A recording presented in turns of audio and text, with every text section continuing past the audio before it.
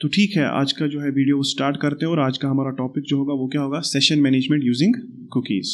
Okay, जैसा कि मैंने इससे पहले भी बोला है कि दैट हमें हमेशा पैराम्स के अंदर यूज़र आईडीज़ पास करनी पड़ती हैं, तो इस चीज़ को हम ख़त्म कर देंगे। ठीक है, तो सबसे पहले जो है यूज़र मॉडल्स और जो सर्विस मॉडल्स जो हमने कल बनाए थे इनका तो हम बाद में देखेंगे।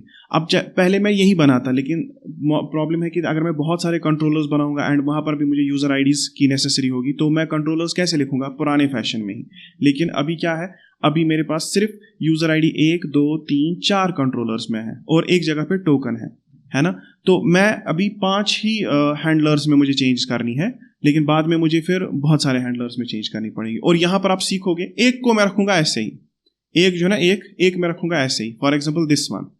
इससे क्या होगा कि इससे आपको समझ में आएगा कि दैट यहाँ पर आप टोकन किससे मांग रहे हो, रिक्वेस्ट डॉट पैराम से। तो ये वाला मैंने ऐसे ही रखना है, तो आपको दोनों मेथड्स इसी मतलब प्रोजेक्ट में मिल जाएंगे। अगर इनकेस आपको देखना होगा session management using local storage, एक टॉपिक था, वीडियो भी मैंने डाली हुई है, ठीक है ना। तो session management using local storage, और ये वाला जो होगा this will be session management using cookies. तो हमें यहाँ पर क्या करना है, लॉगिन के टाइम पे हमें कुकी सेंड करेंगे, ठीक है। तो उसके लिए हमें सबसे पहले क्या चाहिए, सबसे पहले हमें चाहिए एक पैकेज, ठीक है। तो हम जाएंगे क्रोम के अंदर, तो एक पैकेज हमें चाहिए npm cookie parser. npm cookie parser, क्या नाम है उसका, जैसे बॉडी पार्सर होता है इसी तरह से कुकी पार्सर भी होता है। तो आपने लिखा npm कुकी पार्सर। तो इसको इंस्टॉल करने के लिए हम क्या करेंगे, npm i cookie parser, that's okay, ठीक है। और देखो इसके भी कितने वीकली डाउनलोड्स हैं, किसी ने लिखा होगा, किसी ने लिखी है लाइब्रेरी, तो डाउनलोड्स इतने सारे हैं। अब मुझे एक बात बताओ, अगर आपको इंटरव्यू में कभी पूछेंगे क्या तुम्हें कुकी पार्सर आता है या तुम्हें जेसन वेब टोकन आता, अगर आप ही ने JWT लाइब्रेरी लिखी होगी, मान लो, आप बोलोगे सर वो मैंने ही बनाई है। How much experience you are having in JWT, आप देखोगे कि कितने साल पुरानी थी, सर 8 years, बस 8 साल। हमें कम से कम 10 साल चाहिए एक्सपीरियंस JWT में। सर वो JWT का npm पैकेज मैंने ही लिखा है, वो सिर्फ 8 साल पुराना है, तो 10 साल का एक्सपीरियंस कैसे होगा, है ना। ऐसा होता है, ऐसा हुआ था, एक लाइब्रेरी है जिसने वो क्रिएट की है ना, वही गया एक दिन इंटरव्यू देने के लिए, ठीक है। उसको जो इंटरव्यूअर है ना, वो बोलता है कि we need minimum of 10 years of experience. तो बोलता है किस में, मतलब उसने लाइब्रेरी का नाम लिया, वो उसने बोला लाइब्रेरी को तो सिर्फ 5 ही साल हुए, तो मैंने ही क्रिएट की है लाइब्रेरी। तो वो अपनी ही लाइब्रेरी जो उसने क्रिएट की ना, उसी में इंटरव्यू देने गया था। तो ऐसी चीज़ें होती हैं, इंटरव्यू और HRs को वैसे भी ज़्यादा कुछ खास पता नहीं होता है, ठीक है, वो क्या बोल रहे होते हैं। तो ठीक है, हम सबसे पहले कुकी पार्सर को क्या करेंगे, इंस्टॉल, और ये हमें बैकएंड पे करनी है, ठीक है। तो बैकएंड पर आपने कर दिया npm i कुकी पार्सर, कुछ टाइम के बाद चेक करो तो package.json में आपके पास कुकी पार्सर भी हो जाएगा, ठीक है। तो cookie parser is like a middleware, हाँ, याद रखना, इट्स अ मिडलवेयर। तो जैसे आपने express.json, ठीक है, वेल हमने बॉडी पार्सर का यूज नहीं किया है, हमने बॉडी पार्सर का यूज नहीं किया है। मैं आपको बॉडी पार्सर का यूज भी बताता हूं, ठीक है। जैसे हमने यहाँ पे लिखा है app.use_express.json, इससे हम क्या करते हैं, असल में ये मिडलवेयर है, इससे हम जेसन पार्स करते हैं। इसी तरह से app.use_chorus, इससे हमें पता चल जाता है कि कोरस की कोई डिफॉल्ट पॉलिसी इस बैकएंड पर है। तो कोरस का मतलब होता है क्रॉस ओरिजिन रिसोर्स शेयरिंग। इसके बाद ही मैं लिखूंगा app.use, ठीक है। और यहाँ पर एक बनाया, आपने यूज को कॉल किया, लेकिन उससे पहले भी आपको पहले वो लाना पड़ेगा, क्या, कांस्टेंट, ठीक है, कुकी पार्सर, ठीक है, cookie parser is equal to require, ठीक है, रिक्वायर कुकी पार्सर। ये पता ये कब हम यूज करेंगे, जब कुकी वहां से वापस रिटर्न होगी, तो उस वक्त उस कुकी से डेटा निकालने के लिए, ठीक है, हम कुकी पार्सर का यूज करेंगे। फिलहाल तो यहाँ पर आपको कुछ नहीं करना, यहाँ पर आपको लिखना है जस्ट कुकी पार्सर एंड इसको कॉल कर दो, बस कुछ नहीं करना हो, ठीक है। तो आपने लिखा app.use कुकी पार्सर, ठीक है, जिस तरह से हम ये इस्तेमाल करते हैं। इसी तरह से फॉर एग्जांपल अगर एक और लाइब्रेरी है जिसका नाम क्या है, बॉडी पार्सर, क्या है, बॉडी पार्सर। तो अगर मैं वो भी इंस्टॉल कर लूँ npm i, वैसे वो ज़रूरत नहीं है, लेकिन मैं आपको दिखाना चाहता हूँ कि वो भी एक मिडलवेयर है, बॉडी पार्सर। हम एक्सप्रेस का कौन सा मेथड यूज़ करते हैं, express.json, जेसन में पार्स करने के लिए, लेकिन ये तो एक्सप्रेस का एक इनबिल्ट मेथड है जेसन में पार्स करने के लिए। लेकिन कभी कभी हम क्या करते हैं, अगर ये काम ना करें, मतलब अगर ये इसमें वैसे उतनी फंक्शनैलिटीज़ नहीं है, लेकिन जो एक बॉडी पार्सर नाम करके एक पैकेज है ना, उसमें बहुत सारी फंक्शंस हैं, ठीक है। तो कभी आपको URL एनकोडिंग करनी हो, ठीक है, तो वो आप यहाँ पर कर सकते हो, ठीक है। तो रिक्वायर क्या, बॉडी पार्सर। देखो ऐसे, तो ये बॉडी पार्सर से भी देखो मैं आपको इस तरह से बताता हूँ। देखो ये है ना express.json app.use, ठीक है, आप यहाँ पर लिखो बॉडी पार्सर डॉट, ठीक है, Jason, body parser dot JSON. आप इसको ऐसे करो, इसको बंद कर दो, वो लगा दो, चलेगा, ठीक है, आया समझ। बॉडी पार्सिंग इस तरह से नहीं कि जो HTML बॉडी से जो डेटा आ रहा है उसको पार्स करने के लिए जो है ना आप ये भी चला सकते हो बॉडी पार्सर डॉट जेसन। लेकिन आप क्योंकि एक्सप्रेस के अंदर एक इनबिल्ट मेथड है तो मैंने वही यूज किया था। लेकिन इस मेथड में और भी बहुत सारी चीजें हैं, लाइक बॉडी पार्सर डॉट, ठीक है, अगर आप देखोगे ना डॉट लिखोगे आप तो इसमें बहुत सारी चीजें निकलती, जैसे कि इसमें निकलता है एक मेथड URL एनकोडिंग। तो ये हम पता है कहाँ पर लगती है, अगर आपको URL के अंदर चीजें आ रही होंगी, अगर आपको URL के डेटा को एनकोड करना होगा, ठीक है, तो ये ज्यादातर गेट मेथड्स के लिए लगता है। तो URL एनकोडेड, फिर इसको आप कॉल करो, उसमें फिर ऑप्शन हम डालते हैं एक्सटेंडेड ट्रू, क्या डालते हैं, या तो एक्सटेंडेड ट्रू या तो एक्सटेंडेड फॉल्स, डिपेंडिंग ऑन कि आप कौन से मेथड्स पे यूज करें। लेकिन ये ज्यादातर हमें पता है किन के लिए लगता है, जो सर्वर साइड रेंडरिंग पे चल रही होती है ना, जो चीज़ें सर्वर साइड रेंडरिंग पे चल रही थी, ये हमें उनके लिए लगता है। तो अभी मैं आपको सिर्फ ये बताने वाला था कि जो बॉडी पार्सर है इसके अंदर और भी बहुत सारी चीज़ें हैं जो आप कर सकते हो। तो बॉडी पार्सर भी एक अच्छी खासी लाइब्रेरी है जो आप इस्तेमाल कर सकते हैं। एंड उसका क्या है, उसका एक इनबिल्ट मेथड app.use, किसके लिए, बॉडी पार्सिंग के लिए। तो उसमें आप क्या लिख सकते हो, बॉडी पार्सर, ठीक है, डॉट जेसन, और जेसन एक मेथड है, उसमें जेसन मेथड को कॉल कर लो तो बिल्कुल वही काम होगा जो express.json करता था। लेकिन मैंने इसको कभी यूज ही नहीं किया था, लेकिन मुझे लगता है कि आपको ये पता होना चाहिए कि दैट बॉडी पार्सर नाम की एक थर्ड पार्टी लाइब्रेरी आती है, पूरा का पूरा फुल फ्लेज्ड लाइब्रेरी ही आता है इस चीज के लिए। ओके, और एक्सप्रेस में अपना मेथड भी है express.json। अब आप चाहे ये या यूज करो या ये यूज करो, फिलहाल तो मैं इन दोनों ही मेथड्स को यहाँ पर क्या करता हूँ, क्योंकि हमारी ऐप जो है ना वो सही चल रही है इस तरह से, और हमें कहीं पे URL एनकोडिंग की जरूरत पड़ी नहीं, मत पड़ी, तो वो भी लगाने की जरूरत अभी नहीं है। और हाँ, एक रूल याद रखना, पता है क्या, कोडिंग में अगर कोई चीज काम कर रही है उसको छेड़ना नहीं होता, ठीक है, वो जो है ना उसका ये पहला रूल है। मतलब एक मीम भी आप देखोगे इसके ऊपर, बहुत सारे मीम बनाते हैं कि अगर ये वर्क कर रहा है तो don't ask how it works, and मतलब मुझे भी नहीं पता ये कैसे चल रहा है, ठीक है। लेकिन धीरे धीरे आपको एवरीथिंग मतलब पता होगी कि दैट कौन सी चीजें कैसे काम करती है, ठीक है। तो ठीक है, यहाँ पर फिलहाल मैंने कुकी पार्सर का असल में मुझे यूज था तो मैंने आप बॉडी पार्सर भी लगा दिया। लेकिन देखो कुकी पार्सर जब आप लाओगे, अब आप इसका मतलब कुकी को भी पार्स कर सकते हो। Now you have to write a simple method where in the user controller, in the user controller you have to write a simple method in the login handler. Login handler में जहां पर password verify हो रहा है तो हम क्या कर रहे हैं, हम एक टोकन जनरेट कर रहे हैं, await jwt.sign। लेकिन देखो एक काम करना, नहीं आप यूजर आईडी भेजोगे और नहीं आप टोकन भेजोगे रेस्पॉन्स में। देखो मैं जब लॉगिन कर रहा हूं, एक सक्सेसफुल लॉगिन जब हम कर रहे थे, हमारा पुराना मेथड था कि that we were sending token and we were sending user ID from for example in the JSON object. हम इस जेसन ऑब्जेक्ट में मैसेज सेंड कर रहे थे, टोकन सेंड कर रहे थे, यूजर आईडी सेंड कर रहे थे। लेकिन मैं आपको बोल रहा हूं कि दैट आप ये चीजें चाहो तो नहीं कर सकते। यूजर आईडी तो आप बिल्कुल ही मत करो, ठीक है, ओके। आप सिर्फ क्या करो, आप सिर्फ टोकन अभी रखो, ठीक है, फिलहाल, क्योंकि मैं नहीं चाहता कि बाकी मेथड्स अभी ब्रेक डाउन हो। पहले हम देखेंगे कि हमें इससे पहले क्या करना था। देखो यहां पर असल में आपको एक कुकी जनरेट करनी थी। क्या करनी थी, तो कुकी जनरेट करने के लिए हम कुछ नहीं करते, बल्कि हम यहां पर लिखेंगे res डॉट कुकीज। क्या लिखेंगे, एक मेथड होता है res, जो है ना res ऑब्जेक्ट है। कैसे ऑब्जेक्ट है, असल में res तो एक पैरामीटर है ना, लेकिन इसके अंदर बहुत सारी चीजें हैं। जैसे res के अंदर जेसन है, res के अंदर स्टेटस है ना, तो उस हिसाब से होता ना कि ऑब्जेक्ट ही है, क्योंकि रेस ऑब्जेक्ट के अंदर स्टेटस नाम का मेथड है, रेस ऑब्जेक्ट के अंदर जेसन नाम का। अब आपके पास रेस के अंदर कुकीज होगा, कुकी या कुकीज, ये खुद नहीं आ रहा, चलो चेक करते हैं, ठीक है, लेट मी चेक जल्दी में। कुकी होता है कि कुकीज होता है, दो जगह पे चेक कर सकते हो। या तो आप गूगल पे कुकी पार्सर आप यूज कर रहे हो ना, या तो आप इस डॉक्यूमेंटेशन में घुस जाओ, ठीक है, यहां से आपको पता चलेगा कि क्या है रिक्वेस्ट डॉट कुकीज। हाँ, इसने लिखा है रिक्वेस्ट डॉट कुकीज। दूसरा रेस्पॉन्स में भी, या आप एक काम करो, अगर आपने इससे पहले कहीं पे कोड लिखा हुआ है तो आपके पास कोड स्निपेट्स होंगे ना अपने ही प्रोजेक्ट के, तो उसमें जाओ आप और वहां से निकाल के लेके आओ, ठीक है। कहाँ गया मुझे भी दिखाई नहीं दे रहा आप कहाँ पर क्या है। तो सर्वर में सर्वर में हम जाएंगे कहाँ पे, कंट्रोलर्स में, मान लो यूज़र कंट्रोलर में, ठीक है। तो देखो वहाँ पर मैंने कहीं ना कहीं पे ये किया होगा, वहाँ पे भी हैंडल लॉगिन है ना, देखो मैंने किया है इफ टोकन, अगर देखो वहाँ पर भी टोकन क्रिएट किया है, ठीक है। टोकन क्रिएट करने के बाद मैंने लिखा है रेस्ट डॉट कुकी, देखो कुकी होता है, कुकीज नहीं होता, रेस्ट डॉट कुकी। तो ठीक है, मैं इसको ही उठा के लेकर आता हूँ, मैं देखता हूँ इसके अंदर क्या है, ठीक है। तो for example rest dot cookies नहीं है, रेस्ट डॉट कुकी है, कुकी, ओके। कुकी को कॉल किया, रेस्ट डॉट कुकी को कॉल किया, उसमें मैं आपको दिखाता हूँ कि ये कैसे करना है। इसको मैं फिलहाल कमेंट आउट करता हूँ, मैं खुद से लिखूंगा, आपको समझ में आएगा क्या क्या है इसमें, ठीक है।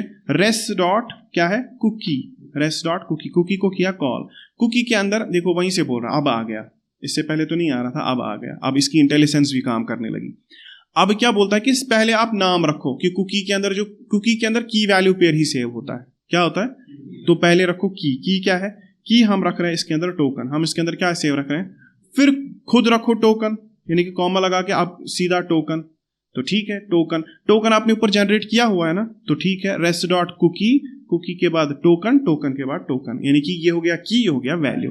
क्योंकि ये फंक्शन है तो इसमें आप वैसे तो नहीं लिखोगे ना जेसन ऑब्जेक्ट की तरह, आपने लिखा पहला पैरामीटर क्या है, पहला पैरामीटर इज की and second parameter is value. Third parameter जाएंगे ऑप्शंस, क्या जाएंगे, देखो वहीं से आ रहा है ऑप्शंस, लिख रहा है ना ऑप्शंस, कुकी के ऑप्शंस, तो वो एक ऑब्जेक्ट होती है, ठीक है। तो उस ऑप्शंस में क्या क्या पास कर सकते हो, पहले तो आप पास कर सकते हो मैक्स एज, ठीक है, फिर उसके बाद HTTP only, secure and same site, ये कुछ एट्रीब्यूट्स हैं जो आप इसमें पास कर सकते हो। मैक्स एज का मतलब देखो क्या होता है, मैं आपको ऐसे बता दूं, ये जो मैक्स एज है ये कुकी का एज है, इसके बाद ये खुद से डिलीट होगा ब्राउजर से। देखो आप अक्सर किसी वेबसाइट पे जाते हो तो वहां पर आता ना कि दैट एक्सेप्ट कुकीज, तो कुकीज क्या होते हैं, कुकीज कुछ नहीं होते, वो असल में कुछ नहीं होता, ये असल में बहुत ही क्लेवर तरीका है, मतलब आपके ब्राउजर के अंदर एक ट्रोजन हॉर्स को रखना, ठीक है। ये एक तरह से वो एक चीज छोड़ देते हैं आपके ब्राउजर में जो पूरा आपकी लोकेशन को ट्रैक करता है, आपकी हिस्ट्री को ट्रैक करता है, तो एक तरह की स्क्रिप्ट है ये, जो मतलब आपके ब्राउजर में डाल दी, फिर वो आपका सारा कुछ मतलब चोरी कर लेते हैं एक तरह से। लेकिन वो क्या करते हैं, उसको नाम रखा कुकी, तो हमें लगता है शायद हमको कुकी मिलने वाली है, ठीक है। मुझे बचपन में पता होता था कि शायद ये कुछ बिस्किट हम देंगे हमें, ठीक है। तो एक्सेप्ट कुकीज, तो कुकीज कुछ नहीं है असल में, it's just a simple script, तो आप इसमें कुछ भी सेव कर सकते हो, लाइक मतलब आप लोकेशन एक्सेस करने की स्क्रिप्ट्स आप इसमें डाल सकते हो। तो इसी तरह से फॉर एग्जांपल इसमें सबसे पहली चीज क्या है, मैक्स एज। आपको याद होगा नासिर, हमने कुकी क्रिएट की थी कहाँ पर, उसमें उस वाले हैंडल बार्स वाले प्रोजेक्ट में भी हमने कुकी क्रिएट किया था। तो सिंपल है, कुकी पार्सर इंस्टॉल करके rest dot cookie max age, देखो मैक्स एज क्या है, मैक्स एज मिली सेकेंड्स में होती है, किस में होती है, मिली सेकेंड्स में, मतलब मैक्स एज जो है वो मिली सेकेंड्स में है। तो अब बताओ, अगर आपको कुकी रखनी है 24 घंटा या आपको कुकी रखनी है 1 मंथ के लिए, तो सबसे पहले मिली सेकेंड में कितने, मतलब 1 सेकंड में कितने मिली सेकेंड्स होते हैं, 1000, ठीक है। तो 1000 multiplied by 60 seconds multiplied by 60 minutes हो गया 1 घंटा, और उसके बाद हो गए 24, वो हो गया मतलब 1 दिन, और इंटू 30 करके आप देखो वो हो गया 1 मंथ। तो ये मिली सेकेंड्स में टाइम है, यानी कि इट्स लाइक हम लिख सकते हैं 1 month in milliseconds, 1 month in millisecond, because ये टाइम लेता है मिली सेकेंड्स में। अब दूसरी चीज आप क्या लिखोगे, क्या ये HTTP के लिए आप यूज करोगे खाली, हाँ HTTP ओनली एट्रीब्यूट आप इसके अंदर डाल दो, तो HTTP ओनली, तो आप उसको क्या रखोगे, मान लो ट्रू, तो HTTP only is true, okay. इसके बाद आप इसको रख सकते हो सिक्योर, ठीक है, हाँ सिक्योर कर दो इसको, तो एनक्रिप्टेड फॉर्म में रहेगी, तो ठीक है सिक्योर ट्रू। और सेम साइट फिलहाल हम नन कर देते हैं, लेकिन जब आप इसको फिर सर्वर पे ले जाओगे ना, एक्चुअल सर्वर पे, तो वहां पर आपको इसको सेम साइट नन रखने की जरूरत नहीं है। इसमें हर किसी एक सेटिंग का कुछ मतलब होता है, तो फिलहाल मैंने सेम साइट का क्या कर दिया, नन। अब देखो आप क्या होगा, पहले अगर टोकन क्रिएट हुआ, तो टोकन क्रिएट होने के बाद सबसे पहले क्या होगा, और हाँ टोकन क्रिएट जो होता है ना वो सिंक्रोनस तरीके से होता है, ठीक है। तो हम क्या लिखेंगे, हम लिखेंगे इसके सामने JWT.sign, क्योंकि जो साइन है ना वो देखो, synchronously sign the given payload into JSON web token. Synchronously का मतलब होता है कि इसका तो वैसे भी वेट करना पड़ेगा, है ना। It's not an asynchronous operation कि दैट आप एक और मतलब फंक्शन यहाँ से चला लो। जब तक टोकन क्रिएट नहीं होगा तब तक तो वैसे भी आगे छोड़ने वाला नहीं है, तो इस पर अवेट लगाना ना लगाना एक ही बात है। तो अवेट निकाल दिया मैंने यहाँ से। फिर मैं क्या लिखूंगा कि देखो अगर टोकन क्रिएट हो गया है, if token is already created, तो आप क्या करोगे, आप भेज देना, ये क्या भेज देना, कुकी भेज देना, ठीक है, कुकी भेज देना। और साथ में कुकी ही नहीं, चलो कुकी सेंड हो गई, बाद में तुम करना रिटर्न rest.status 200.json। ये एक तो हो गया कुकी। देखो आप एक ही साथ कर सकते हो, इट्स नॉट नेसेसरी कि दैट आप ये 2 बार करो। आप ऐसे लिख सकते हो rest.status.json.cookie, समझ गए। या लेकिन अब मैंने आपको थोड़ा इसको सिंप्लीफाई करने के लिए rest.cookie अलग से किया, और बाद में मैंने क्या कर दिया, rest.status. इसको मैं हटा देता हूं, ठीक है। तो ये हमने मान लो एक तरह से कोड स्निपेट्स यहाँ पर डायरेक्टली लेकर आ गए, ठीक है, दूसरे वाले प्रोजेक्ट से। यही होता है कि जब आप बहुत सारे प्रोजेक्ट्स करते हो और आपने कोई चीज़ पहले से की हुई होगी, तो आपको जब बोलेंगे ना कि दैट ये इंप्लीमेंट करना है, तो आपके लिए ईजी होगा, and it's already tried and tested method, है ना। तो rest.cookie, और बाद में क्या करना, बाद में करना rest.status 200.json, और वही टोकन आप सेंड करना किसको, इसको भी, ठीक है। और आप चाहो तो इसको भी इसी इफ कंडीशन में डाल दो, लेकिन मैं फिलहाल इसको ऐसे ही रहने देता हूं, ठीक है। अब चेक करो, अब क्या होगा कि जब एक सक्सेसफुल लॉगिन होगा, तो आप देखोगे कि दैट अब टोकन तो जनरेट हो ही रहा था, ठीक है। टोकन जनरेट होने के साथ साथ एक कुकी चली जाएगी क्लाइंट को, ठीक है, और वो उसके कुकीज में सेव हो जाएगी, ठीक है, वो कुकीज में सेव हो जाएगी। तो फॉर एग्जाम्पल अगर मैं यहां पर अभी इसको स्टार्ट करूं, अभी हम किस सर्वर पे हैं, लोकल सर्वर पे। मेरा जो ऑन रेंडर वाला सर्वर है ना, उसको हमने छेड़ा नहीं है, वो फिलहाल पुराने कमेंट पे चल रहा है, क्योंकि मैंने पहले कहा था ना कि वो यार इन CI/CD इंटीग्रेशन।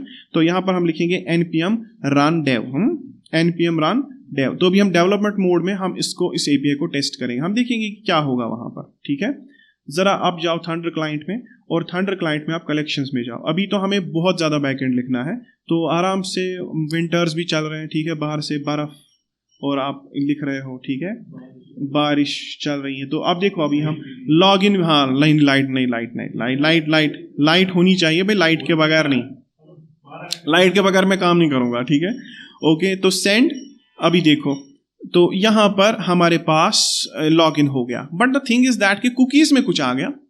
चेक करो, कुकीज दिखा रहा है 1, इसका मैंने लॉगिन किया, लॉगिन में कुछ चेंज किया मैंने, सिर्फ मैं लॉगिन के टाइम पे यूजर आईडी भेज रहा था, मैंने सोचा कि चलो यूजर आईडी नहीं भेजते, लेकिन आप देखो कुकीज में कुछ आ गया, और कुकीज में क्या आ गया, एक की वैल्यू टोकन, और वही टोकन जो मतलब यहां पर है। अभी मैं क्या कर रहा था, I was sending token in the JSON object,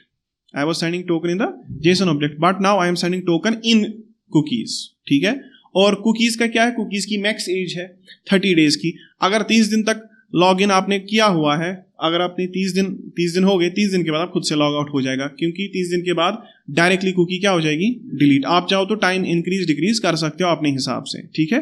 तो क्या हमें अब लॉगिन को, ये जो लॉगिन है, क्या हमें ये करने की जरूरत है कि rest.status मैसेज तो सेंड हम करेंगे, अलबत्ता क्या हमें ये टोकन भेजने की जरूरत है, नहीं, हम टोकन सेंड नहीं करेंगे ऐसे, क्योंकि अब हमने टोकन किस में कर दिया सेंड, अब हम टोकन सेंड करेंगे कुकीज के अंदर। तो ये ज्यादा अच्छा तरीका है, कैसे मैं बताऊंगा। अभी फिर से एक रिक्वेस्ट भेज देते हैं, देखो अब क्या आता है मैसेज, खाली logged in successfully, status is 200 okay, और टाइम हो गया 175 मिलीसेकंड, और कुकीज हमारे पास अब है। अब मुझे एक बात बताओ, ये जो एक कुकीज है, Thunder Client is client right now, मतलब it's like a front end. Thunder Client जो है ना वो एक फ्रंट एंड की तरह है, और वो रिक्वेस्ट किसको कर रहा है, एक्सप्रेस सर्वर को, बैकएंड को, और वहां से बैकएंड ने इसको रेस्पॉन्स में कुकी भेज दी, तो इसने कुकीज नाम के, इसको बोलते हैं कुकी जार। क्या बोलते हैं, ये जो ये आप देख रहे हो ना, this is called as cookie jar. तो कुकी जार में आपकी कुकी जो है सेव हो गई, ठीक है। तो यहां पर एक ऑप्शन है, ये बोलता है मैनेज कुकीज। तो आप चेक कर सकते हो कि ये कुकीज जो है ना कहां से आई है, ये लोकल होस्ट से आई है, टोकन और ये वैल्यू। अब जब कुकी जनरेट होगी ना हमारे किस सर्वर पे, डिप्लॉयमेंट वाले सर्वर पे, तो उस वक्त वहां पे डोमेन वही होगा, www.roblox.whatever.com, ठीक है, onrender.com, ठीक है। तो ठीक है, इसका तो ये मतलब मसला सॉल्व हो गया। अब हम एक काम करते हैं, let us do one thing. अभी ये जो कुकी मैनेजर है इसको बंद कर दो, इसको भी बंद कर दो। अब जरा हम देखेंगे कि इसका फ्रंट एंड पर क्या असर होगा, है ना, फ्रंट एंड पर इसका क्या असर होगा। अगर मैं जाऊं अभी के अभी अगर हम इधर जाएं और हैंडल लॉगिन में देखें, सबसे पहले ये जो बेस यूआरएल है ना, let me do one thing कि वो जो roblox.onRender वाला है ना, उसको फिलहाल मैंने क्या करना है, देखो मैंने इजी बनाया है इसको अपने हिसाब से, सो दैट मैं कभी भी URL क्या कर सकूं, शिफ्ट कर सकूं। तो बेस URL अभी मैं रखूंगा HTTP, ठीक है, हाँ, लोकल होस्ट क्या, लोकल होस्ट 4000, लोकल होस्ट 4000, देखो मैंने लिखा लोकल होस्ट 4000, और इस वाली लाइन को मैं कमिट आउट करता हूं। बताओ अभी फ्रंट एंड किस पर चलेगा, फ्रंट एंड अभी सारी की सारी रिक्वेस्ट किस पर भेजेगा, लोकल होस्ट पे, ठीक है। तो हम टेस्ट कर सकते हैं, डिप्लॉयमेंट के टाइम पे बेस URL यही रहेगा, लेकिन at the time of production base URL वो रहेगा roblox.onrender.com। इन केस अगर आप कल को बैकएंड कहीं और पे डाल देते हो तो वहां पर सिर्फ आपको यहीं पे बेस URL चेंज करना है। बताओ मुझे, जो हमने पिछले टाइम वो एक तरह से कॉन्टेक्स्ट क्रिएट किया था, क्या वो हमें यहाँ पे जरूरत पड़ा अब? हाँ, क्योंकि अगर हम कॉन्टेक्स्ट में क्रिएट नहीं करते, अगर हम इस तरह से बेस URL, तो हमें कितनी सारी APIs में वो चेंज करना था हर जगह पे। तो इसीलिए जो है ना, ये हमेशा याद रखो कि अगर आप थोड़ा सा मेथड को ही करेक्टली लिखो, सही तरीके से लिखो, तो आपको वो जो है ना, मतलब कल को फिर मतलब अगर कुछ चेंजेस करनी होंगी, टेस्टिंग करनी होगी, तो आपको आसान हो जाएगा, ठीक है। अब देखो यहाँ पर हैंडल लॉगिन में क्या लिखा है, हैंडल लॉगिन में लिखा है कि जब एक response.data.message जब होगी लॉग्ड इन सक्सेसफुली, तो तुम लोकल स्टोरेज के अंदर सेट आइटम कर देना टोकन। क्या मुझे ये करने की जरूरत है? क्यों? क्योंकि उसमें है ही नहीं, response.data.token में तो आएगा ही नहीं टोकन, क्योंकि मैंने तो बैकएंड से हटा दिया। क्या वहां से यूजर आईडी आएगी? नहीं। तो ये कुछ होगा ही नहीं, बस ये टोस्ट भी नहीं होगा क्योंकि हम नेविगेट कर रहे हैं। तो सिंपली देखो, सिंपली आप यहां पर क्या करोगे, toast.success response.data.message, तो वो दो चीजें मैंने हटा दी। इट मींस आप लोकल स्टोरेज के अंदर कोई भी चीज सेव होने वाली नहीं है। तो ये जब लॉगिन होगा, क्योंकि हम बैकएंड से कोई चीज सेंड नहीं कर रहे, ठीक है, तो इसीलिए हम फ्रंट एंड में भी उनको गेट करके, तो यहां पर क्या मेथड्स है हमारे पास, दीज वन, तो मैं इनको रखूंगा कमिट आउट करके, मैं इनको डिलीट नहीं करूंगा, सो दैट आपको याद रहे कि पहले हमने यहां पर क्या किया था। तो मैंने किया था local storage dot set item, token को सेव किया था किसमें, लोकल स्टोरेज में। तो वो टोकन असल में बैकएंड ने क्रिएट किया था, लेकिन अब मुझे वो टोकन है ना सेव करने की जरूरत नहीं है। पता है क्यों? क्योंकि वो ऑटोमेटिकली सेव हो जाएगा किसमें, कुकीज वाले सेक्शन में। तो चलो इसको टेस्ट करते हैं। हम यहां से एक लॉगिन करते हैं। देखो npm start, npm नहीं, वो उसका वो लॉगिन वाली कुकी है, उस पे इसका वो ऑप्शन पूछेगा ही नहीं। ये तो वैसे भी इस कुकी में कुछ मलिशियस चीज तो है नहीं ना, इसमें जस्ट सेशन डेटा है ना। तो फॉर एग्जांपल अभी आप चेक करो, वो डिफरेंट टाइप की कुकीज होती हैं, वो डिफरेंट टाइप की कुकीज होती हैं।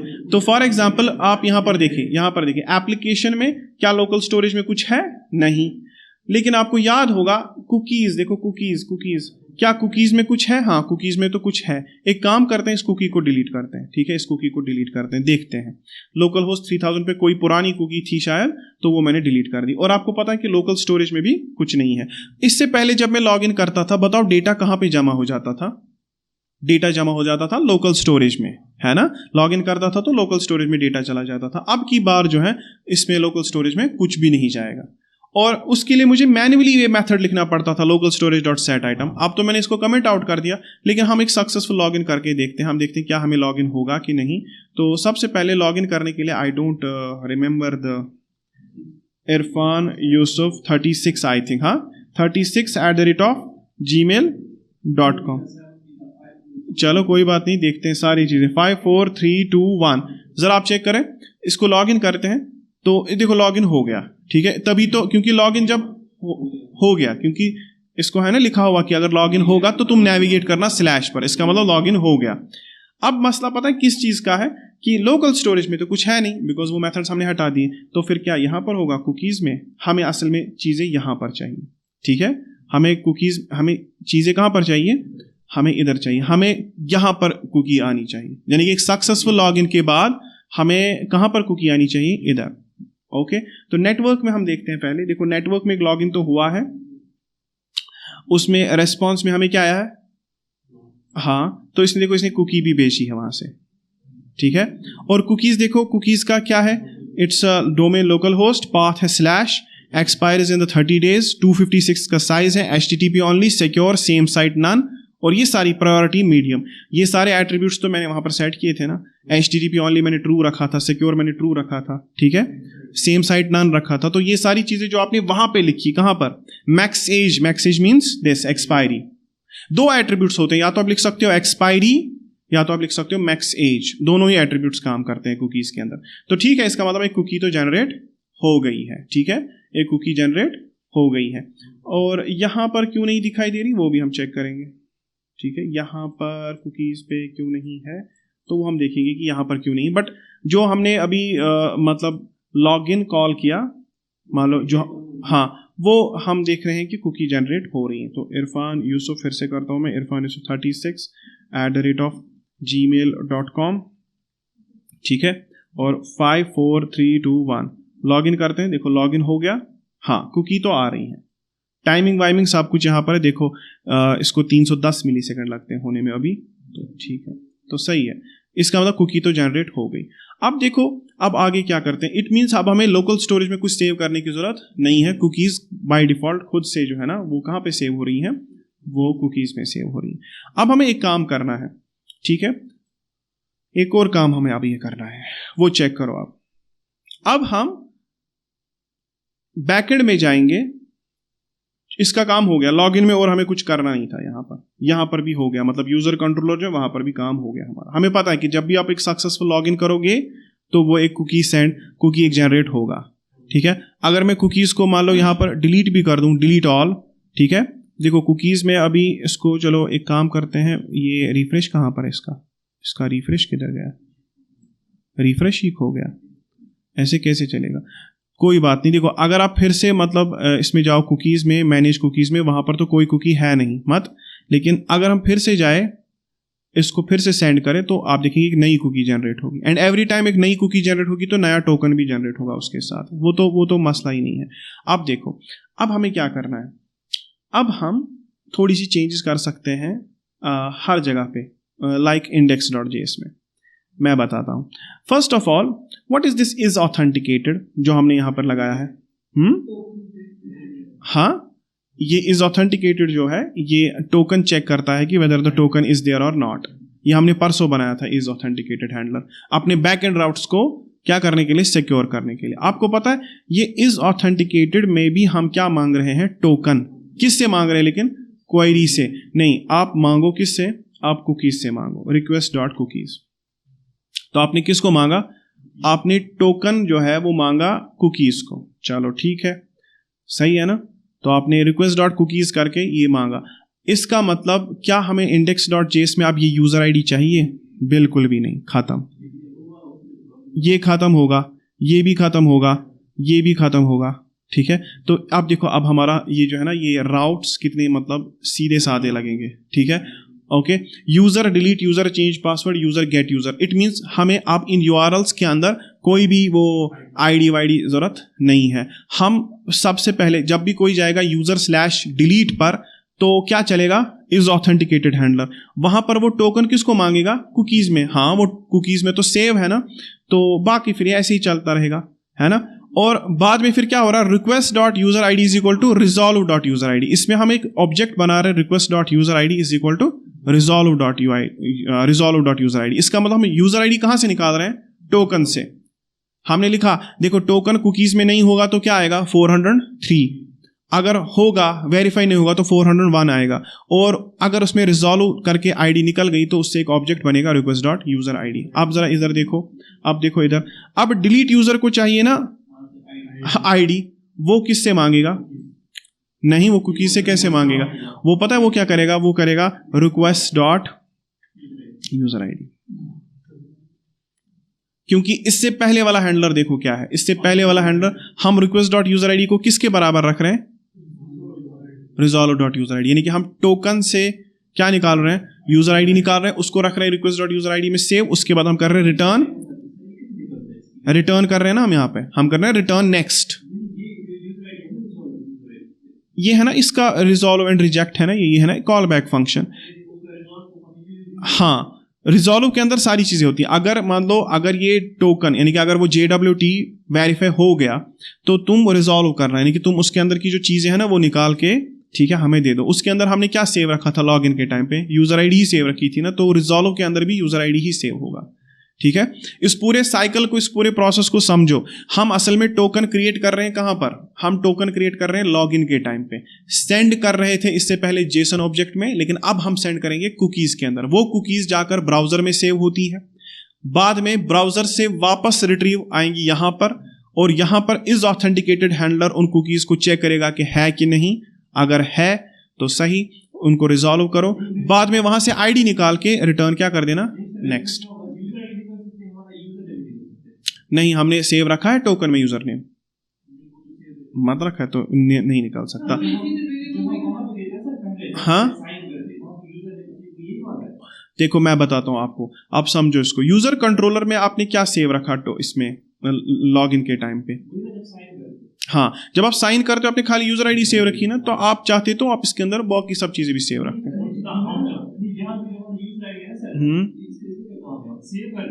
हाँ, ये एक तरह से टोकन के अंदर सेव रह जाती है। इसके अंदर फिर कुछ रहेगा ही नहीं, क्योंकि देखो ये जो है इस चीज को हम बोलते हैं पेलोड। क्या बोलते हैं? तो jwt.sign जब आप लॉगिन के टाइम पे करते हो ना, jwt.sign, हाँ, इस वाली यूजर आईडी पे एक टोकन जनरेट करके दो, और वही टोकन हम कुकीज में भेज रहे हैं। किसको? फ्रंट एंड को। अब हम पहले भेज रहे थे किस में? जेसन ऑब्जेक्ट में, लेकिन अब मैं कुकीज में भेज रहा हूं, क्योंकि कुकीज वाला सिस्टम जो है वो ऑटोमेटिक है। ठीक है, आया समझ? तो सिंपली, और हाँ, इसको जब हम फॉर एग्जांपल यूजर आईडी को जब हम टोकन में रखते हैं ना, तो हम उसको एक सीक्रेट की से सिग्नेचर भी कर देते हैं। ठीक है, वो वेरीफाई होने के टाइम पे फिर उसी सीक्रेट की से वेरीफाई होगा। ठीक है, तो आया समझ? ये जरूरी है, क्योंकि हमें वो ऑब्जेक्ट फिर रिटर्न नेक्स्ट करके पास करना आगे। तो हम एक रिक्वेस्ट ऑब्जेक्ट बना रहे हैं, request.userid करके resolve.userid, सो दैट आगे यूजर कंट्रोलर में वो एक्सेसिबल हो। तो आप देखो यहां पर अब request.userid किसके बराबर हो गया? हम लिख रहे हैं constant user id is equal to request.userid, लेकिन request.userid में सेव क्या है? उसमें आईडी सेव है, तो आ गई ना हमारे पास आईडी। ठीक है, आ गई हमारे पास आईडी, तो इसका मतलब ये एज इट इज काम करेगा। तो अब हमें आईडीज पास करने की जरूरत नहीं है, किसमें? यूआरएल के अंदर। सिंपल हो गया यहां पर कि दैट डिलीट जब कोई करेगा, जब यूजर डिलीट करेगा, जब भी यूजर क्या करेगा? डिलीट, तो इज ऑथेंटिकेटेड पहले टोकन चेक करेगा। क्या करेगा? इज ऑथेंटिकेटेड टोकन चेक करेगा, एंड वहां से जो है ना यूजर आईडी निकाल के किसको दे देगा? डिलीट यूजर हैंडल को। अब बताओ चेंज पासवर्ड के टाइम पे क्या होगा? अगर कोई चेंज पासवर्ड करेगा, वहां पे भी तो पहले यही चल रहा है ना, is authenticated. Change pass handler में क्या होगा? चेंज पास हैंडलर में भी आपको यूजर आईडी चाहिए, तो वो भी कहां से लोगे आप? request.userid। ठीक है, ठीक है ना? तो कुकीज से टोकन निकाल के वेरीफाई करना, तब जाकर यहां पर पहुंचेगा। तो ये सिक्योर तरीका है। पहले इज ऑथेंटिकेटेड से टोकन चेक करो है कि नहीं, है ना? पहले चेक करो टोकन है कि नहीं। ओके, अगर है तो फिर उसको रिजॉल्व करो, उससे आईडी निकालो, बाद में आगे चलो। तो this is called as middleware. इसको क्या बोलते हैं हम? इज ऑथेंटिकेटेड को हम बोलते हैं मिडलवेयर। फिलहाल तो यहां पर मैंने तीनों जगह पर ही मिडलवेयर यूज किया है। यहां पर मैंने ये मिडलवेयर यूज नहीं किया रीसेट पास के टाइम पे, क्योंकि ऑब्वियसली वहां पर पासवर्ड रीसेट करना है, तो उस बंदे को तो वैसे भी अपना पासवर्ड भूल गया होता, तो उस वक्त मत उसके ब्राउजर में कुकी हो सकती है। तो इसीलिए हमें यहां पर यूजर आईडी पैराम में ही भेजनी। और आपको पता ये जो है ना, ये लिंक, ये हम उसको भेजते हैं ईमेल के अंदर, अगर याद होगा। फॉरगॉट पासवर्ड के टाइम पे एक लिंक जनरेट होती है, वो लिंक यही होती है ना? और वो लिंक, तो इसका मतलब ये तो एक सिक्योर लिंक है, इसको सिक्योर करने की जरूरत नहीं है। ठीक है, तो इन जगहों पर आपको इज ऑथेंटिकेटेड की जरूरत थी, तो यहां पर हमने लगा दी। चलो आप देखते हैं आगे हम क्या करेंगे। ठीक है, अब लॉग इन तो हो गया, कुकी भी जनरेट हो गई। अब हमें देखना है कि क्या हम फ्रंट एंड से रिक्वेस्ट्स भेज सकते हैं। तो हम एक इंस्टेंस क्रिएट करेंगे, एक्सियोस इंस्टेंस। क्या क्रिएट करेंगे? एक्सियोस इंस्टेंस क्रिएट करेंगे। ये भी हम कहां पर करेंगे? फ्रंट एंड में। तो let us do one thing, context और यूटिल्स में जाकर हम एक नई फाइल क्रिएट करते हैं, उसका नाम होगा एक्सियोस इंस्टेंस। क्या नाम होगा? Axios instance dot JSX। ठीक है, एक्सियोस इंस्टेंस। और हाँ, दिस एक्सियोस इंस्टेंस जो मैंने यहां पर क्रिएट किया, ये कोई JSX ऑब्जेक्ट तो नहीं होगा ना, ये JS ऑब्जेक्ट नहीं होगा। चलो इसको फिर भी मैं A कैपिटल रखता हूं। ठीक है, एक्सियोस इंस्टेंस डॉट JSX। अब देखो इसका भी हम क्या कर देते हैं, मैं एक काम करता हूं जल्दी से, ये एक्सियोस इंस्टेंस को मैं यहां से कॉपी करके लाता हूं। ठीक है, पूरा का पूरा मैं कॉपी कर देता हूं। ठीक है, पेस्ट। अब देखो क्या है, सबसे पहले Axios instance, import Axios from Axios, और बेस यूआरएल आपने यहीं पे मेंशन कर दिया ना, हमारा बेस यूआरएल अभी है http localhost 4000 और आपने लिखा constant API, क्या लिखा axios.create। हम इससे पहले क्या करते थे, axios.put पोस्ट करते, इसमें एक मेथड है create, ठीक है, और create के अंदर हमने एक ऑब्जेक्ट डाल दी, समझ आ रहा है। बेस यूआरएल हमने क्या डाल दिया, बेस यूआरएल एक एट्रीब्यूट है, एक प्रॉपर्टी है, और ये बेस यूआरएल वैल्यू है विद क्रेडेंशियल्स ट्रू, ठीक है। इसमें बहुत सारी चीजें होती हैं, लाइक इसमें होता है जैसे विद क्रेडेंशियल्स है, इसी तरह से होता है इसमें विद XSRF टोकन। ये सब चीजें क्या है, XSRF जो है ना, ये इसको जैसे कि हमारे पास होता है XSS, XSRF, इनके बारे में आपको थोड़ा समझना है। मैं आपको इस तरह से गूगल पे एक चीज हम देखते हैं कि व्हाट इज दिस XSS, इनको बोलते हैं क्रॉस साइट स्क्रिप्टिंग। क्या बोलते हैं, क्रॉस साइट स्क्रिप्टिंग। कभी कभी क्या होता है, टोकन रोबोट्रेस का है, ठीक है, टोकन इस वाले ये इसका है टैब का, इस गूगल टैब का, लेकिन हम उस टोकन को किसी दूसरे टैब में यूज करते हैं और वहां से हम क्रेडेंशियल्स एक्सेस करते हैं। तो it's a type of hacking, लेकिन आप फिलहाल इसके बारे में इतना जानो कि XSS क्या होता है, ठीक है। ये एक तरह का एक हैकिंग अटैक है। XSS, a cross-site scripting attack, is a cyber attack that allows attackers to inject malicious scripts into the legitimate websites. The attacker's goal is to compromise the user interaction with the website and gain access to the sensitive data. तो ये एक तरह का क्या है, ये एक तरह का क्रॉस साइट स्क्रिप्टिंग, एक तरह का हैकिंग अटैक है। इससे बचने के लिए हम कुछ मेथड्स इस्तेमाल करते हैं। तो इसी तरह से XSRF क्या है, XSRF देखो ये कुछ है, XSRF एंड CSRF, ये भी कुछ है, cross site request forgery, cross site request forgery. ये क्या होता है कि टोकन का ही एक नकली टोकन, जो मैं अभी कह रहा था कि एक नकली टोकन क्रिएट करके रिक्वेस्ट फोर्जरी, हम एक तरह से बैकएंड को धोखा देते हैं, उसको लगता है कि ये शायद वही टोकन है जो मैंने जनरेट किया है, लेकिन वो टोकन नहीं होता। तो वो क्या देता है, वो एक्सेस दे देता है, तो आपको बैकएंड के सारे रिसोर्स का एक्सेस मिल जाता। तो these are some types of XSRF, CSRF, XSS, ये क्या है, दीज आर हैकिंग अटैक्स। इनके बारे में मैं यहाँ पर डिस्कस नहीं करूंगा, लेकिन अगर यहाँ पर आप देखो विद XSRF टोकन ट्रू, अगर आप ये एट्रीब्यूट भी रखते हो ना विद XSRF ट्रू, तो इसका मतलब आपको XSRF टोकन भी सेंड करना पड़ेगा, इससे आपकी वेबसाइट और ज्यादा सिक्योर हो जाएगी।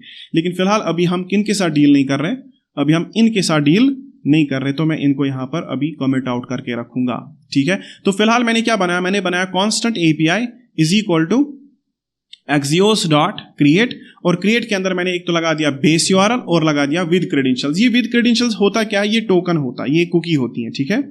विद क्रेडेंशियल जब आप ट्रू रखते हो, इसका मतलब आपको बोल रहे हो कि कुकी भी सेंड कर देना, किसके साथ, हर एक रिक्वेस्ट के साथ। जब भी Axios एक रिक्वेस्ट करेगा तो कुकी भी जाएगी, ठीक है, ओके।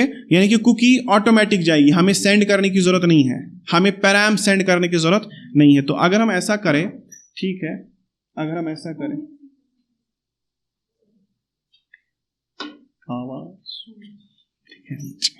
ओके, आया समझ आपको। तो विद क्रेडेंशियल्स ट्रू करने का मतलब है कि that I am sending cookies with every request. अब इससे पता क्या होगा, इससे मुझे फायदा होगा।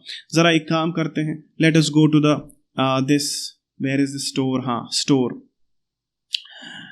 ये Axios है ना, Axios। अब हम इंपोर्ट Axios नहीं करेंगे, अब हम करेंगे इंपोर्ट API फ्रॉम, ठीक है, नहीं फ्रॉम, हमारा कहां पर है वो, कहां पर है वो, डॉट स्लैश, कहां पर है वो, डॉट।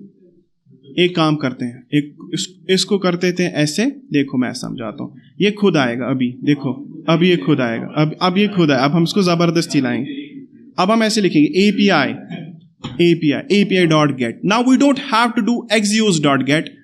पता है क्यों, क्योंकि हमने उसकी एक पहले से ही एक क्रिएट करके रखी, हमने उसकी एक इंस्टेंस पहले ही क्रिएट कर, अब मुझे Axios की जरूरत नहीं है। पता है क्यों, क्योंकि जो API है ना, API मैं यहां पर इंपोर्ट कर रहा हूं Axios को, और मैंने यहां पर बेस URL भी लगा दिया। देखो ये कितना क्लेवर स्टेप है हमारा। अब हमें यहां पर बेस URLs की जरूरत है ही नहीं, ठीक है, हाँ, तो अभी वहीं से लेगा बेस URL। तो API यहां से आ गया, बताओ मुझे कहां कहां पर चेंज करनी है। क्या मुझे फेच डेटा के टाइम पे यूजर आईडी सेंड करनी है? नो, मुझे नहीं सेंड करनी है ना। तो क्या मुझे यूजर आईडी लोकल स्टोरेज से लाने की जरूरत नहीं है? नहीं, क्योंकि वहां पर तो है ही नहीं, तो मैं इसको रखता वहीं पे हूं, कमेंट आउट करके रखूंगा, ठीक है।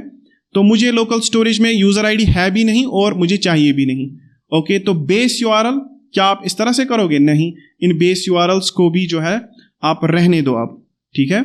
आप ऐसे कर सकते हो, गेट करो किस पर, देखो समझाता हूं, यूजर स्लैश गेट यूजर। बताओ मैंने क्या किया। हाँ, मैं सिंपली कर रहा हूं एपीआई डॉट गेट, और मैं सिर्फ लिख रहा हूं यूजर स्लैश गेट यूजर। पता है क्यों? उस एपीआई में पहले से ही लिखा है बेस यूआरएल लोकल होस्ट 4000 है और विद क्रेडेंशियल्स ट्रू। इसका मतलब हर एक रिक्वेस्ट के साथ तो कुकी जाएगी जाएगी, ठीक है। तो मुझे अब ये इस तरह से ये बेस यूआरएल हमेशा ये टर्नरी ऑपरेटर लिखने की जरूरत नहीं है, तो ये अब मुझे लिखने की जरूरत है ही नहीं, ठीक है। साथ में मुझे इस यूजर आईडी की भी जरूरत नहीं है ना। Simply API dot gate user slash gate user, clean code, ठीक है। हम दिन ब दिन क्या सीख रहे हैं? हम सीख रहे हैं कि दैट कोड को किस तरह से साफ किया जाए, साफ और मुश्किल, ठीक है। क्लीन कोड हमेशा मुश्किल होता है, ठीक है, कॉम्प्लेक्स, ठीक है। चीजें आसानी से भी होती हैं, लेकिन हमें आसान चीजें नहीं चाहिए। बताओ क्यों? आई लाइक प्रॉब्लम्स, ठीक है, देखा है वो, I don't want piece, I like problem. देखो अब इसमें आ रहा है एरर, ठीक है। हम यहां पर यूआरएल की जगह पे क्या पास करेंगे भाई? Simply user slash register. URL की जरूरत ही नहीं है ना, हमें कोई यूआरएल की जरूरत नहीं। और क्या हमें एक्सियोस पे करेंगे? नहीं, एपीआई डॉट पोस्ट, ठीक है। बस यही सब करते जाओ, ठीक है। तो थोड़ा थोड़ा आप देखोगे कि सर ये जो है ना, ये हम पता नहीं क्या कर रहे हैं, ठीक है, लेकिन जो भी कर रहे हैं अच्छा ही कर रहे हैं। एपीआई डॉट पोस्ट, इस पे, इसको हम किस पे करेंगे? यूजर स्लैश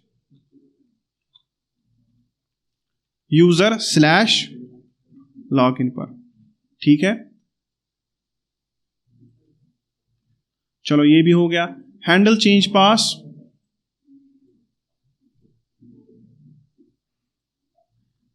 देखो भाई, हैंडल चेंज पास, हाँ, हैंडल चेंज पास कहां गया? मैं पता नहीं, कंफ्यूज हो गया यहां पर, ठीक है। यूजर स्लैश पासवर्ड, ठीक है, और क्या है उसके बाद?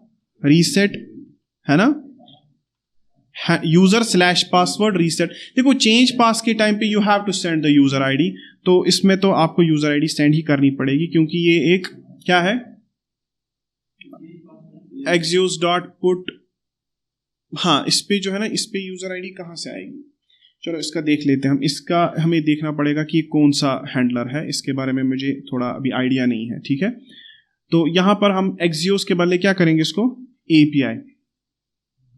एपीआई डॉट पुट, ठीक है। इसको देख लेते हैं, इसको हमें थोड़ा समझना पड़ेगा कि ये कहाँ जा रहा था, ठीक है, ये किसको रिक्वेस्ट हो रही थी बैकएंड पर। तो इसको क्या लिखेंगे हम करेंगे काम, इसी को कर देंगे ऐसे, ठीक है, ऐसे, और इसके अंदर डाल दिया ये, ठीक है।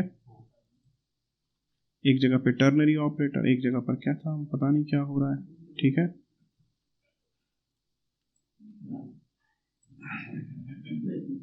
ठीक है, ओके।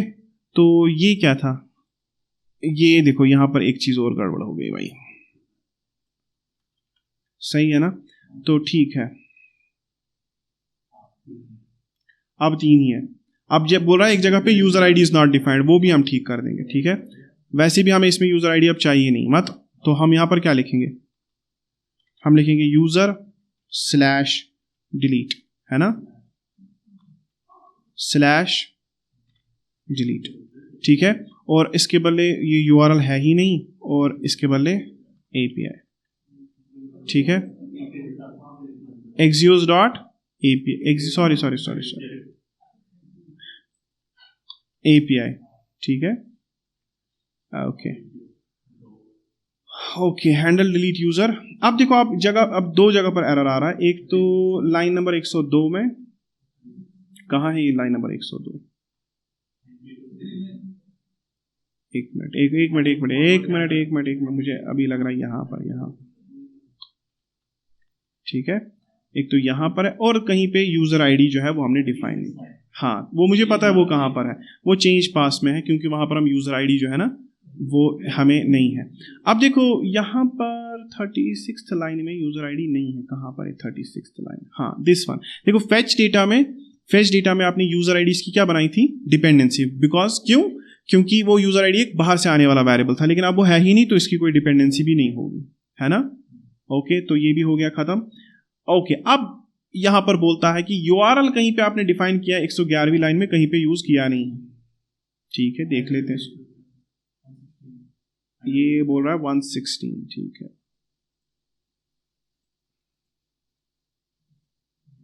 चलो भाई इसको भी निकाल देते हैं। अब ये आ गया लाइन पे। ठीक है, अब देखो यहां पर समझो अब इस चीज को। इट मींस मेरी ऐप जो है ना एज इट इज चलनी चाहिए, है ना, क्योंकि मैंने जो भी चेंजेस किए ना वो जो है ना वो इस पर इफेक्ट नहीं। अच्छा, बेस यूआरएल जो है ये दिस वन बेस यूआरएल, इस बेस यूआरएल को भी मुझे जो है ना यहां पर रखने की जरूरत नहीं है।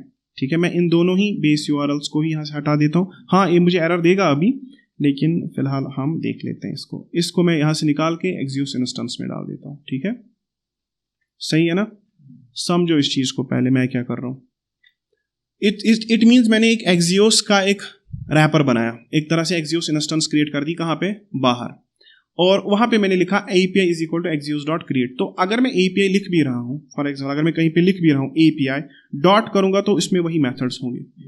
API.post देखो है ना मेथड्स के अंदर। तो अब वो पोस्ट रिक्वेस्ट जो जाएगी ना, उसमें सिर्फ एक चीज है कि दैट उसमें आपको बेस यूआरएल पास करने की जरूरत नहीं है, वो क्योंकि पहले ही बेस यूआरएल इसमें पास किए हुए हैं।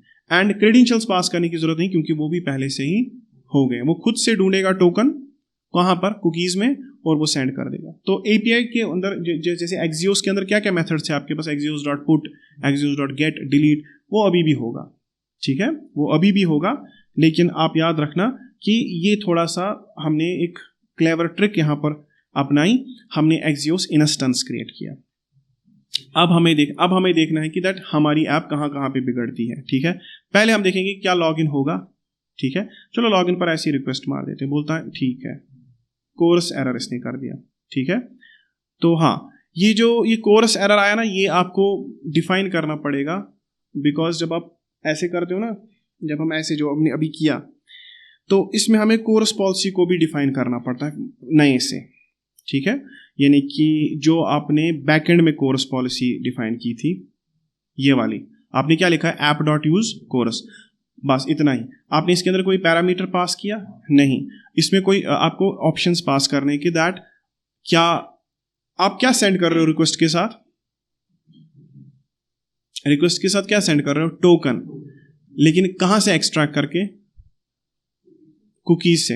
एग्जैक्टली, कौन कर रहा है ये सब? एक्सियोस कर रहा है। और एक्सियोस ये हर एक रिक्वेस्ट के लिए कर रहा है, हर एक रिक्वेस्ट एक्सियोस हर एक रिक्वेस्ट के लिए कर रहा है। तो यहां पर ख्याल रखो कि कोरस को नहीं पता। ठीक है, हमें कोरस को बोलना पड़ेगा। ठीक है, हमें कोरस को बोलना पड़ेगा। ठीक है, तो ये हम कैसे उसको बोलेंगे? चेक करो, चेक करो। देखो हमें कोरस जो है कहाँ गया? देखो हमें इसको लिखना पड़ेगा ऐसे, app.use कोरस। इसके अंदर एक ऑब्जेक्ट डालनी पड़ेगी जिसके अंदर origin true and credentials true करने पड़ेंगे। क्या क्या ट्रू करना पड़ेगा? हाँ, तो यानी कि हमें ऐसे होगा, ऐसे हमने कोर्स यहां पर लिखा है ना, कोर्स के अंदर मैंने पहले ऑप्शंस पास करने पड़ेंगे। तो आपने इसको लिखना पड़ेगा ओरिजिन, आपको ओरिजिन को ट्रू करना पड़ेगा, है ना। और आप इसको बोलोगे कि क्या आप क्रेडेंशियल एक्सेप्ट करोगे? हाँ, क्रेडेंशियल्स ट्रू, क्रेडेंशियल्स को भी ट्रू कर दो। ठीक है, यानी कि अगर किसी रिक्वेस्ट के साथ, आपको पता है एक्सियोस की सारी रिक्वेस्ट्स को असल में यहां पर एंटरटेन कौन कर रहा है? बैकएंड पर कोरस ही कर रहा है। ठीक है, तो कोरस अभी इसने देखा ना कि दैट क्रेडेंशियल्स भी आ रहे हैं, रिक्वेस्ट के साथ क्रेडेंशियल्स भी आ रहे हैं हेडर्स के अंदर। तो इसने बोला ठीक है, रुको मैं दिखाता हूं। अब हमने क्या कर दिया? Origin true, credentials true. Origin true करने का मतलब है कि दैट आप कहीं से भी सेंड कर सकते हो। You can send request from localhost 3000, you can send request from 3001, 3002, या आप यहाँ पे स्पेसिफाई कर सकते हो कि आप बाज़ाबिता लिखो कहाँ से आ रहा है। HTTP 3000 से रिक्वेस्ट आएगी, तो बाकी अगर 3001 से रिक्वेस्ट आएगी वो कैंसिल हो जाएगी। इस तरह से आप एक सिक्योर सिस्टम बना रहे हैं। ठीक है, लेकिन ट्रू करने से क्या हो रहा है? ट्रू करने से सभी जो पोर्ट्स है ना, एक तरह से मतलब सारे जितने भी क्लाइंट साइड डोमेन्स है ना, वो सब के लिए आप ले रहे हो। ठीक है,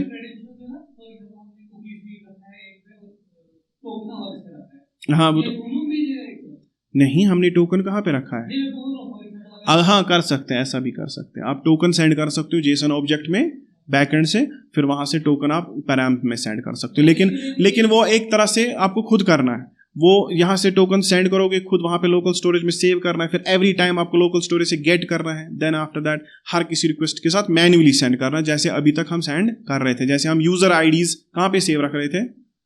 लोकल स्टोरेज में। फिर एवरी रिक्वेस्ट के साथ हम यूजर आईडी पैराम्स के अंदर सेंड कर रहे थे। यही तो है, ये एब्स्ट्रैक्शन है, ये खुद से यही तो है। यही तो हम जो मेथड्स इस्तेमाल कर रहे हैं, ये जो हमने api.create किया ना, सॉरी axios.create जो हमने किया, ये उसी से होता है ना। इसका मतलब axios के अंदर एक इनबिल्ट मेथड है कुकीज ऑटोमेटिकली सेंड करने का, इसीलिए तो axios में अच्छा मजा आता है काम करने में। ठीक है, तो अब देखते हैं क्या फ्रंट एंड अभी भी बोलेगा कोर्स एरर। देखते हैं, पहले ऐसे ही लॉगिन करते हैं। चलो अब की बार 400 आया, बोलता है बैड रिक्वेस्ट। चलो ये तो सही है, ठीक है, ये सही है। ओके, तो जरा यहां पर हम एक काम करते हैं, एक चेक करते हैं पहले इस रिक्वेस्ट ऑब्जेक्ट में क्या क्या था। रिक्वेस्ट हेडर्स में क्या था? रिक्वेस्ट हेडर्स में क्या था? ठीक है, देखो यहां पर आप सब कुछ चेक कर सकते हो। ठीक है, ये जो रिक्वेस्ट हेडर्स होता है ना, ये request headers and response headers, दो चीजें, response headers and request headers. आप चेक कर सकते हो कि यहां से क्या सेंड कर रहे हो और वहां से क्या आ रहा है। ठीक है, एंड दिस इज जनरल। तीन चीजें होती हैं यहाँ पे, general, response headers and request headers. इनको पूरा आप चेक करके देख सकते हो कि वहां से क्या आ रहा है। ठीक है, फिलहाल तो मैसेज है ऑल क्रेडेंशियल्स रिक्वायर्ड। ठीक है, अब एक सक्सेसफुल लॉगिन करने के लिए क्या करना है, हमें एक लिखना है इरफान यूसुफ 36, ठीक है, @gmail.com। ठीक है, तो बाद में मैंने क्या पासवर्ड रखा था? 54321 54321। ठीक है, देखो लॉगिन करते हैं, देखो लॉगिन हो गया। ठीक है, लॉगिन हो गया है ना। और रेस्पॉन्स में देखो क्या आया, रेस्पॉन्स में आया logged in successfully. Headers check करो, इस एपीआई के हेडर्स चेक करो, इसके अंदर आप कुकी सेंड कर रहे हो। ठीक है, लेकिन जनरल में चेक करो रिक्वेस्ट किस पे जा रही है, user/login पर। अच्छा, एक काम करते हैं, let us do one thing. हमने अभी फॉर एग्जांपल ये किया, ठीक है, अभी हमने किया। एक चीज हम देख लेते हैं, एक चीज, कोरस समझ लिया आपने, कोरस में थोड़ी सी एडजस्टमेंट्स है। बॉडी पार्सर को समझा, बॉडी पार्सर समझा। ठीक है, बैकएंड के अंदर क्या चेंजेस की मैंने, सिंपली लॉगिन के टाइम पे ये जो यूजर कंट्रोलर है वहां पर मैंने एक कुकी भेज दी लॉगिन के टाइम पे, उसको मैक्स एज रखी मैंने 30 दिन की, और HTTP only secure and same site मैंने नन कर दिया। बस बैकएंड में ज्यादा चेंजेस नहीं थी, बैकएंड में ज्यादा चेंजेस नहीं थी। फ्रंट एंड में ज्यादा सैलाब था।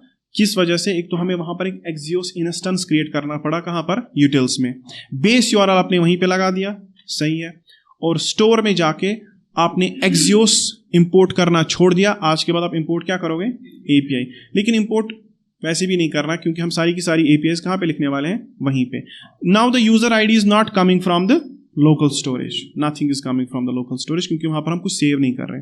ठीक है, okay, and fetch data, sorry this ये हो क्या रहा है यहाँ पर, देखो फेच डेटा। ठीक है, फेच डेटा में अभी डेटा फेच होगा। ठीक है, एंड हम डायरेक्टली लिख रहे हैं अब क्या, user/get user, directly back end route लिखो, ना हमें बेस URL पुट करने की जरूरत है, और ना ही हमने टर्नरी ऑपरेटर लगा के बार बार वो यूजर आईडीज पास करने की जरूरत है। इससे पता है क्या, इससे तो ओवरहेड कम होगा। आप देखो कितनी ही बार आपने वो वेरिएबल बनाना पड़ता था, फिर वो वेरिएबल उसमें पुश करना पड़ता था। लाइक मुझे यहाँ पर एक वेरिएबल बनाना पड़ता था कॉन्स्टेंट URL, फिर उसमें बेस URL डालना पड़ता था, फिर मैं लिखता था user/get user, फिर उसके अंदर यूजर आईडी, वो खत्म हो गया। हमने लिखा सिर्फ api.get user/get user। कोड थोड़ा कॉम्प्लेक्स हो गया, किस हिसाब से? क्योंकि आपने एक नई चीज करनी पड़ी, लेकिन अब हम APIs और ज्यादा आसानी से लिख सकते हैं। एक स्केलेबल प्रोजेक्ट के लिए ये चीज नेसेसरी होती है। ठीक है, तो ठीक है, फेच डेटा। अब फेच डेटा क्यों नहीं हो रहा, मतलब ये API कॉल क्यों नहीं हुई? ठीक है, जरा चेक करो ये API कॉल कहां पर होती है। ये API कॉल होती है, फिलहाल मैंने क्या डिलीट कर दिया था यहाँ से, बेस URL। हाँ, बेस URL हम कहीं पे यूज कर रहे हैं अभी भी। हाँ, एक API में हम बेस URL अभी भी यूज कर रहे हैं, वो वाली रीसेट वाली। ठीक है, उसको मैं देख लूंगा उसमें क्या इश्यूज है, वो हम देख लेते हैं। फिलहाल ये तो हमें नहीं चाहिए और ये तो हमें नहीं चाहिए, फिलहाल हम बेस URL को रहने देते हैं। ऐप फिलहाल काम करेगी। अब मुझे एक बात बताओ, app.jsx में we are calling this API, कौन? फेच डेटा, है ना। बट आप देखो, आप यहां पर भी यूजर आईडी ला रहे हो, कहां से? वो है नहीं। अब आप इसको कैसे फेच करोगे? आप डायरेक्टली इसको फेच करो, ठीक है, डायरेक्टली फेच करो, ठीक है। और fetch data loading user ID, देखो यूजर आईडी ने इसकी डिपेंडेंसी रखी थी, वो है ही नहीं, तो उसको निकाल दो। चलो देखते हैं, अब देखते हैं क्या फेच डेटा होगा। हाँ एग्जैक्टली फेच डेटा हुआ। एंड देखो गेट यूजर, इसने गेट यूजर को कॉल किया, देखो यूजर स्लैश गेट यूजर, कितना क्लीन लग रहा है। क्या इसने गेट यूजर के टाइम पे आईडी भेजी? नहीं, इसने आईडी नहीं भेजी। तो फिर बैकएंड को कैसे पता चला कि कौन से यूजर का डेटा देना है? उसने वो कुकीज से निकाला। ऑब्वियसली आप इसके भी हेडर्स में चेक करोगे, रिक्वेस्ट हेडर्स में, तो यहां पर भी देखो कुकी के अंदर ही है, वो वहां पर भी हो गई होगी, ये खुद हो जाती है, फिर अभी ऑटोमेटिक है, अभी जो आप इसको बोलोगे वही करेगा, ठीक है। तो ये टोकन ही तो हम सेव रख रहे हैं कुकी में कुछ और तो है नहीं ना। और देखो अब यहां पर क्या क्या है, domain is local host, expiry will be on 23/12, आज है 23/11, size 158, HTTP only, secure none, ये सब चीजें जो हमने वहां पर एट्रीब्यूट्स लगाई थी वो यहां पर भी आ गई। अब एक कुकी जनरेट हो रही, बताओ।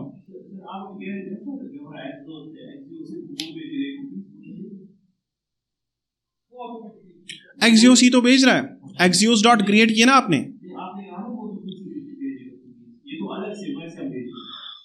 नहीं आप गलत समझ रहे हो, ठीक है। एग्जैक्टली एक्सियोस इंस्टेंस जो आपने बनाया, कहाँ गया? देखो जो आपने एक्सियोस इंस्टेंस क्रिएट की, कहाँ गई वो एक्सियोस इंस्टेंस? देखो जो आपने एक्सियोस इंस्टेंस क्रिएट किया, आपने उसको क्या लिखा? With credentials true. इसका मतलब वो एवरी टाइम कुकी को सेंड करेगा विद एवरी रिक्वेस्ट। एक्सियोस चाहे गेट रिक्वेस्ट करे, चाहे वो पुट रिक्वेस्ट करे, या वो पोस्ट रिक्वेस्ट करेगा, वो हमेशा उसके साथ एक कुकी सेंड करेगा। अगर कुकी प्रेजेंट होगी, बताओ कुकी प्रेजेंट कब होगी?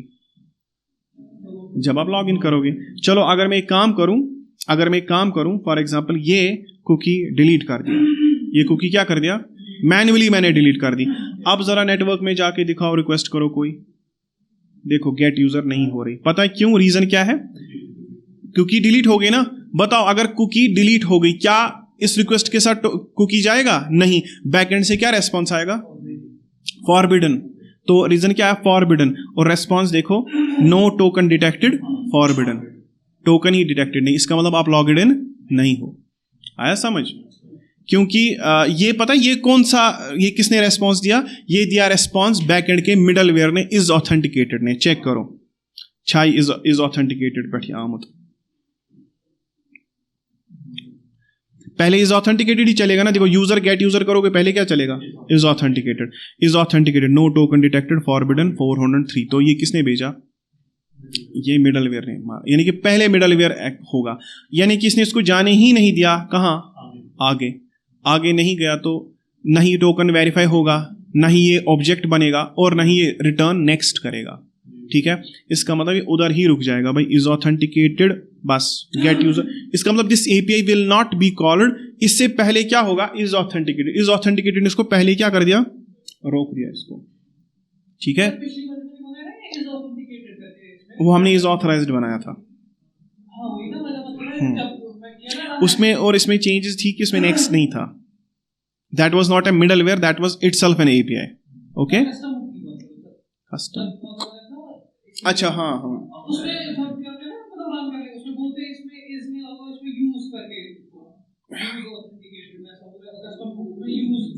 हाँ exactly. Either you have to put a capital letter in front of that, because that's an actually component. तो या तो आपको कैपिटल लेटर से शुरू करना है, या तो आपको यूज लिखना है आगे। आपको या तो बनानी है यूज ऑथ, आप ऐसे आप यूज लिखो, आप यूज प्रीफिक्स का इस्तेमाल करना है, या तो आपको यूज ऑथ नाम से कोई एचओसी बनानी है, या तो कैपिटल लेटर रखना है, ठीक है। तो ठीक है, फिलहाल आज की क्लास खत्म करते हैं, कल मिलते हैं। ओके।